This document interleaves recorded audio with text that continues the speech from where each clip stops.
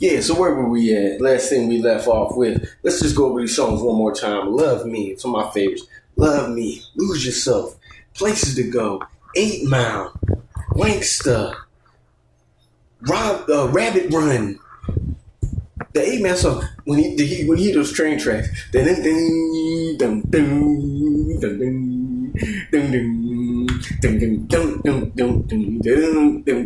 dun dun. 50 does a remix of that and he raps over it, which is crazy. First time I ever heard Wanksta. I was on repeat constantly. Like, what is this? 50. This whole soundtrack was to showcase 50, and eventually he's gonna come out the next year. So it was just masterful work by Interscope and Shady Records and Aftermath. This album is crazy. You know, Obi Trice is killing it on this thing.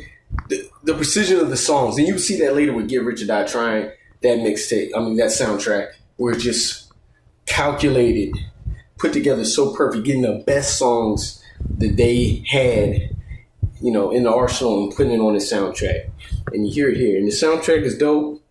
The movie's dope. That's why it's undeniable. That's why you're hearing 50 Cent talking about doing a 8 Mile TV show if you haven't heard, which will probably be very interesting. I'd love to see where they go with that.